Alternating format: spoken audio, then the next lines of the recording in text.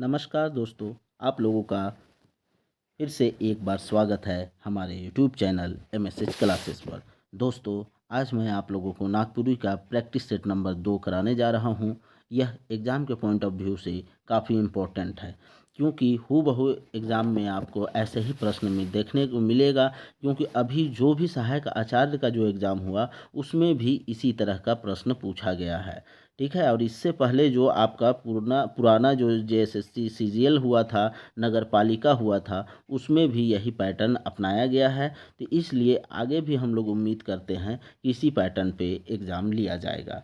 ठीक है, तो आप इस सेशन में अंत तक बने रहें। और अगर यह वीडियो लेक्चर आपको पसंद आए तो इसे अपने फ्रेंड सर्कल में भी ज़्यादा से ज़्यादा शेयर कीजिएगा। ठीक है, और अभी तक जिन लोगों ने भी चैनल को सब्सक्राइब नहीं किया है तो जल्द से जल्द चैनल को सब्सक्राइब कर ले। तो चलिए दोस्तों, आज का सेशन हम लोग स्टार्ट करते हैं। आप लोगों के सामने आज का पहला प्रश्न, अव्यय कर कय गो भेद होएला। ठीक है, अव्यय का कितना भेद होता है? तो अव्यय का दोस्तों 4 भेद होता है। ठीक है, अव्यय का कितना भेद होता है? 4 भेद होता है, याद रखना है।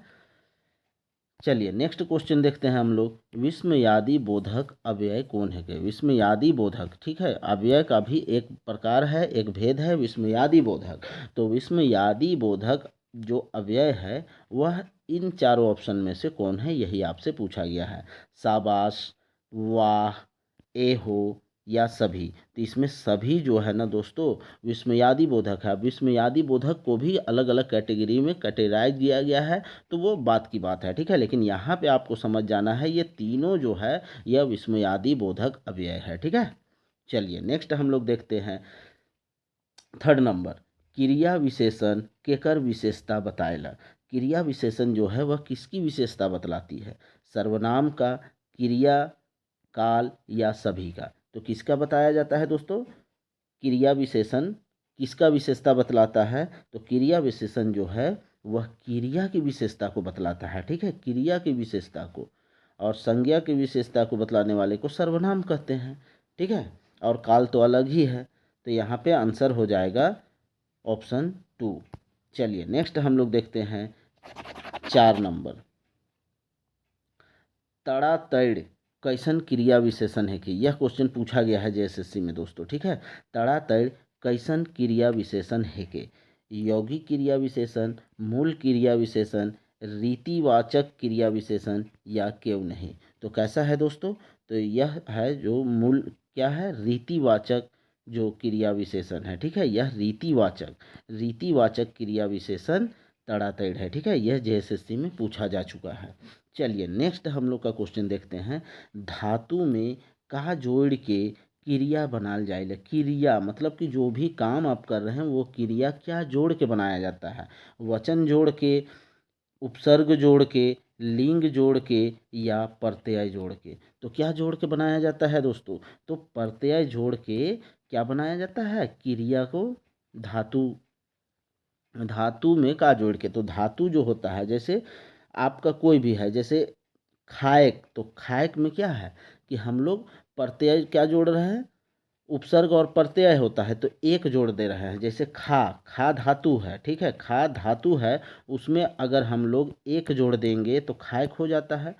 पढ़ में एक जोड़ देंगे तो पढ़ाएक हो जाएगा। ठीक है, तो इसी तरह से तो यहाँ पे यही जोड़ के, प्रत्यय जोड़ के, धातु में प्रत्यय जोड़ के क्रिया बनाया जाता है। ठीक है, अब वो खाने का क्रिया हो रहा है। ठीक है, चलिए नेक्स्ट हम लोग देखते हैं 6 नंबर, पंसारी में कौन प्रत्यय लागल आहे। अब देखिए ये क्वेश्चन जो है इस बार पूछा गया। ठीक है, इस बार जो सचिवालय से ही है, क्या बोलते हैं, जेएसएससी जो सहायक आचार्य का एग्ज़ाम हुआ 1 to 5 के लिए, उसमें ये क्वेश्चन हूबहू ऐसा ही उतारा हुआ था। ठीक है, यही सब ऑप्शन भी था।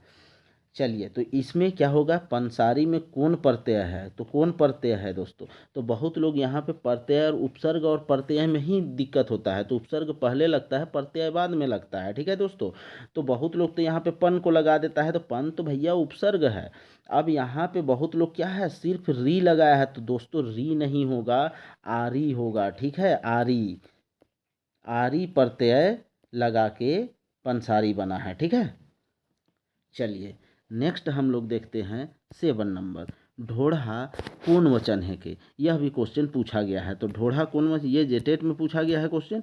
तो ढोढ़ा जो है वह कौन सा वचन है, बहुवचन, द्विवचन, एक वचन या सभी। तो ढोढ़ा कौन सा वचन है दोस्तों, तो ढोढ़ा जो है वह एक गड्ढा के बारे में ही कहा जा रहा है, गड्ढा ढोढ़ा, ठीक है। जैसे बहुत बड़ा जो गड्ढा होता है उसी को ढोढ़ा कहते हैं, ठीक है। तो यहाँ पे यह एक वचन में है। चलिए नेक्स्ट हम लोग देखते हैं 8 नंबर। दिया कौन लिंग कर उदाहरण है के, दिया, दिया दो दीमक होता है उसके बारे में, ठीक है। तो दीमक जो है वह कौन लिंग का उदाहरण है के, तो कौन लिंग का उदाहरण है, कल ही हम लोग चर्चा किए थे। जिसमें जैसे दिया से, दिया या दीमक से पता नहीं चलता है वह स्त्रीलिंग है कि पुल्लिंग, और जहाँ पे पता नहीं चलता और उसमें जान होता है तो वह क्या होता है, उभयलिंग होता है, ठीक है। लेकिन जो जानदार नहीं होता है, पता नहीं चलता है, उसमें बेलिंग कहते हैं। तो यहाँ पे उभयलिंग होगा। चलिए नेक्स्ट हम लोग देखते हैं 9 नंबर। इकर में पहर कर बोध कराए वाला विशेषण है के, पहर का बोध, ठीक है, पहर का बोध करवाने वाला विशेषण कौन सा है, ठीक है। पहर का मतलब कि समय का, ठीक है। तो समय का बोध कराने वाला विशेषण कौन सा है, इन चारों में यही आपको बताना है। तो गुणवाचक, संख्यावाचक, परिमाणवाचक या सार्वनामिक। तो यहाँ पे गुण बता रहा है ना दोस्तों कि पहर में कौन सा है, सुबह है, शाम है, ये गुण को बता रहा है, इसीलिए यह गुणवाचक विशेषण हो गया, ठीक है। चलिए नेक्स्ट हम लोग देखते हैं क्वेश्चन नंबर 10। कहानी, कहानी में सुगिया, कहानी में जो बिंजिया कहानी है उसमें सुगिया का नाम आप लोग पढ़े होंगे। तो सुगिया केकर मदद करेला, ई कौन सर्वनाम लागे, ठीक है। जो केकर, तो केकर, सुगिया केकर, केकर मदद करेला, ई कौन सर्वनाम लागे। तो कौन सर्वनाम दोस्तों केकर मदद करता है, तो इसमें क्लियर नहीं हो रहा है कि किसी किसका मदद कर, कहानी के हिसाब से तो हम लोग को पता है, लेकिन इस वाक्य में हम लोग को पता नहीं चल रहा है कि किसका मदद करता है।